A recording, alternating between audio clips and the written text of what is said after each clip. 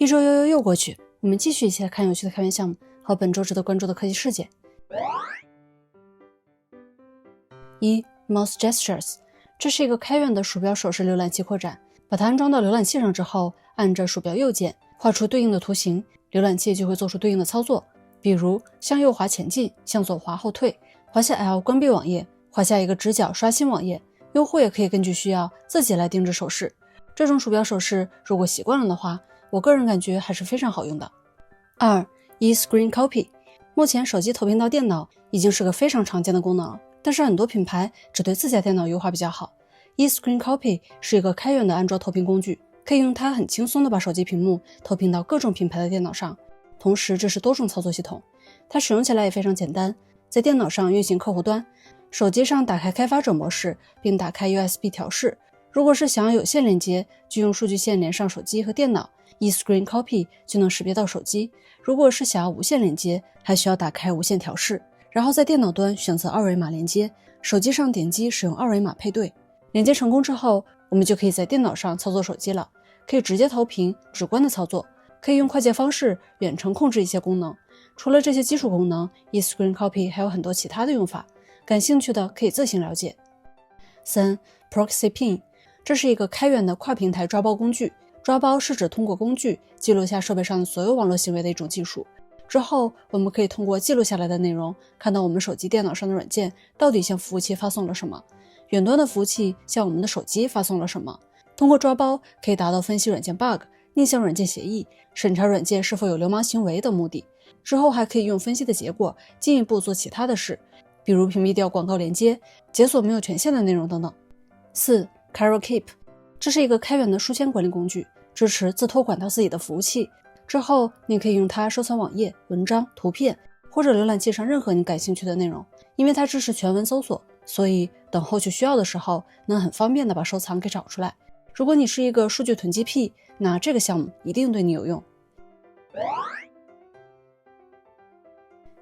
借贷，金融监管总局联合其他2大部门约谈6家出行平台企业，包括携程旅行、高德地图、同程旅行、飞猪旅行、纵横航旅、去哪儿旅行，要求这些平台整改借贷业务中存在的问题，包括规范借贷业务营销行为，不得误导宣传等等。我的想法是，一般人看到约谈这几个平台肯定是认为在约谈出行业务，但现实却很讽刺。目前国内的大部分 App 不管是什么业务都有借贷功能，每天一睁眼，购物软件要借给我钱，视频平台要借给我钱，社交平台要借给我钱，买一个拼好饭在付款的时候也要用红包诱导我先消费后还款，甚至有一些你可能根本想象不到但是能借钱的平台。今天我们就一起来看一下国产软件到底有多么爱借给你钱。首先我们直接跳过银行、支付、购物这些和钱沾边的软件，把目标放到工具领域，打开美图秀秀，点击我的，在下边找到钱包，就能看到借钱入口还是2个，并且给的额度还不低，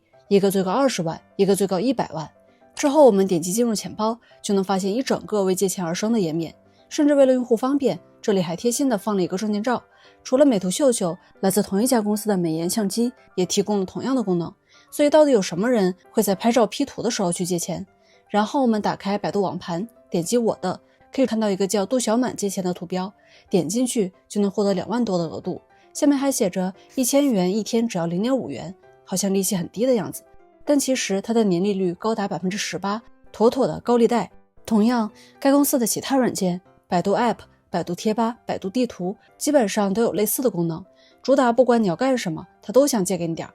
百度地图有借钱，那其他地图软件也不能输。打开高德，点击我的，向下滑就能看到借钱功能，打开就能获得最高30万额度，如果有辆车还能再加100万。接下来我们再看一下娱乐平台，打开微博，同样是选择我的，找到钱包就能获得最高20万的额度，再选择我的，如果你有房有车，那么还能再拿到最高3100万的额度。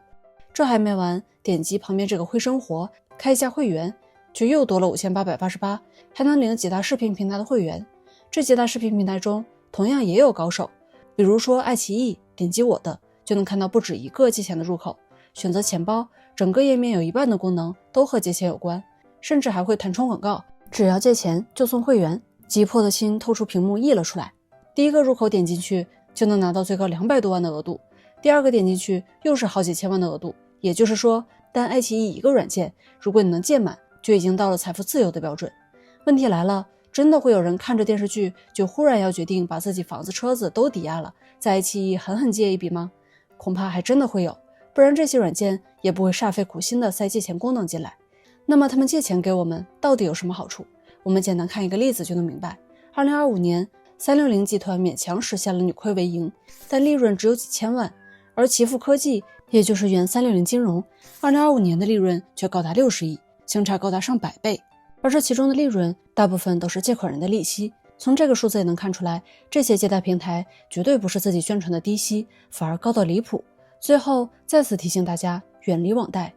2. AI。 本周 AI 相关的消息不算很多，我来简单总结一下。 Google 发布 Gemini 3.1 Pro， 根据官方的介绍，这是一款适用于复杂任务的模型。从跑分来看，它相比上一代有着非常明显的提升，16项基准测试中有12项排名第一。考验推理能力的 ARC AGI-2 成绩实现了翻倍， Artificial Analysis 获得了57分，领先第二名4分。实际测试中对比上一代提升也很明显，比如官方博客中生成 SVG 的案例，新模型效果要好很多。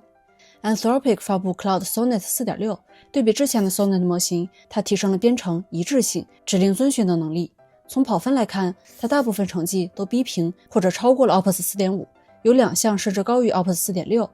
xAI 发布了 Grok 4.20， 它内置了4个专家，在面对问题的时候会一起辩论出答案，所以准确性会更高。此外，它在争议性问题上的答案也会更加直接。阿里发布并开源了 Qwen 3.5 397B A17B， 这是一款原生视觉语言模型，在推理、编程、智能体、多模态理解等方面的基准测试中表现优异。Kimi 推出了 Kimi Cloud， 搭载 K2.5 模型，支持一键部署 Open Cloud。百度在搜索 App 中加入了 Open Cloud。 3. 其他。微信电脑版上线了语音输入功能，设定好快捷键之后，不管前台打开的是什么软件，都能按下快捷键进行语音输入。微信正在灰度内测面对面快传。 Chrome 上线了 PDF 批注分屏的功能。1. 后门。根据 HelpNet Security 的报道，卡巴斯基的研究人员在多个安卓平板中发现了一个名为 Kenado 的恶意软件，并且通过分析酷比魔方的一台平板镜像后发现，该恶意软件不是用户拿到手之后被安装上去的，反而更像是遭遇了供应链攻击，在平板出厂前被内置了进去。它会在电脑上下载额外的模块，模块会重新定向浏览器搜索，自动点击广告，并以此牟利。不过目前它只影响了一些小品牌，主流品牌不受影响。2. 特调。极客湾曝光了部分品牌的手机在媒体机中特调作弊的现象，这些厂商会使用筛选体质较好的芯片，加定向作弊代码2种方式，软硬结合，从而提高评测时的成绩，最终导致媒体测试时的表现会明显比普通人买到的要好。我的想法是，边亮做过好几次媒体特调的视频，厂商的手段真是五花八门。本周 Epic 有2款游戏可以免费领取，第一款为 Return to Ash， 这是一款视觉小说游戏，身患慢性病多年的主角在熟悉的病房中醒来，却发现身边的一切都变了，窗外不再是城市，而是虚无的空白，往日的疾病也尽数消失。主角很快意识到自己已经去世，玩家需要和主角一起探索这个世界，并在需要的时候做出选择。第二款为拾荒者 X 入门版，这是游戏 StarCraft X 的一款新手礼包，包含了第一次突袭禁区需要的各种物资。以上就是本期视频全部内容，我是雪梨99，我们下期再见吧。